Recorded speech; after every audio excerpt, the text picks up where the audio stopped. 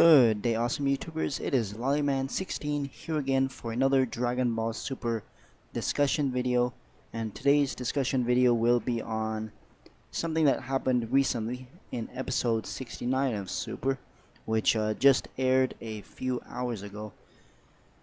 And I've seen a lot of comments in the various videos, and of course in my own review, and I've noticed something interesting that I have to address to everyone who's currently watching Super, and that is Dr. Slump. Now, if some of you guys have not seen or read the Dr. Slump manga slash anime from, Toriyama's original series that brought him to the spotlight, you may not really understand what this episode is. I've seen some comments saying like, oh, they're not really sure who Arale is, and they think it's like a stupid episode, and they're throwing all kinds of shade towards the episode when they really don't really understand what Arale or who exactly Arale is and what the Dr. Slump series is.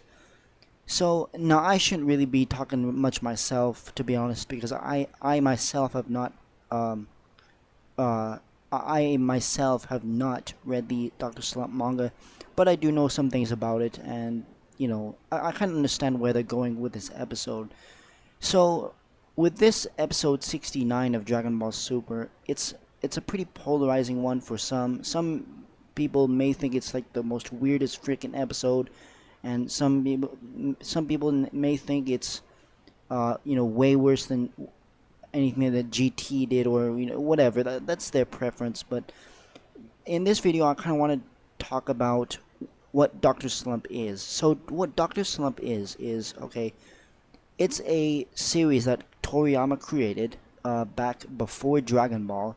I believe, if I'm correct, Dr. Slump was made in the early 80s, I believe. I'm not entirely sure when exactly it's made, but Toriyama made this series as like a gag series, a kind of a gag manga series. He likes to throw in a lot of references to real life, like for example Dr. Mashirito, the ghost that appeared in this episode, that ghost evil scientist guy. Dr. Mashirito was actually he was modeled after Toriyama's editor at the time, Torishima, and his catchphrase is reject, because Torishima, if you didn't know, he also rejected a lot of Toriyama's ideas, and he likes to throw in a lot of those real life stuff. Now, actually, interestingly enough, Herms actually posted on Twitter. Go follow Herms if you haven't already. Great guy, show him lots of support. Twitter.com/Herms98. But he made a interesting tweet saying that Toriyama was actually not involved in this episode. It was Toei. But anyway, the spirit of Toriyama lives on with these gags that were shown in the episode. Like, for instance, when at one point Senbei Norimaki, who is the creator of Arale, he actually looked up, interestingly enough, funny enough really, he looked up the Dr. Slump manga to see if Torishima actually died, and yes, or excuse me, Mashirito died. And yes, Mashirito did die in the Dr. Slump series, so he came back for Dragon Ball Super. But that's not really the thing I want to discuss here. Dr. Slump is a gag manga, okay? You cannot take this too seriously. This is what it's supposed to be. It's supposed to be a really comedic, funny gag manga. You're not supposed to take it too seriously. It's supposed to be wacky fun. Arale with the gachan. It's supposed to be wacky, guys. So don't take it too seriously, and, try to at least learn who Arale is and who the characters are before you try to make any, actual real judgments on the episode, guys. I've seen too many ignorant, people who really don't know much about the series make these kind of critiques, kind of. It's really, they're critiquing the series when they don't know anything about it, and that's what I wanted to talk about here, is just go and read. This is the same thing with the original Dragon Ball series, guys. Go and read the original Dragon Ball manga, and also, if you have time, of course, go read the Dr. Slump manga, and then come back and critique the episode fairly.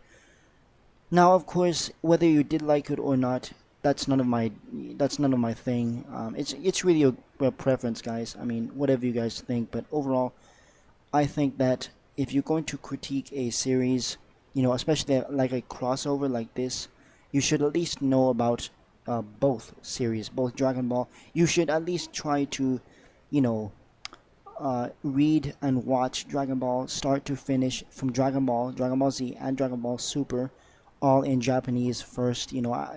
This is the problem I've seen with Dragon Ball Super in the past, where they don't. People are completely hating on Goku's voice actor, Masako Nozawa, and she really is a legend over there in Japan. She's been playing the role for 30 years, but your preferences are your preferences, guys. But I will say, just read both series and critique it, fairly. If you still don't like the episode after watching both series, that's totally okay. That's your preference, but please do not be ignorant and try to critique this series. But that's all I gotta say for this one. Just a kind of a discussion video. Leave your comments down below whether you think this episode was good or not, or whether you think that the Dr. Slump manga anime as a whole was good. Let me know your thoughts on this whole matter, and if people should even watch Dr. Slump. Leave that below too. But that's this is kind of a discussion / explanation video for those of you who did not understand episode 69 of Dragon Ball Super. So that's all I got for you guys today. Hope you enjoyed this discussion video, and I'll see you down the road. Stay awesome, everybody, and have a good one.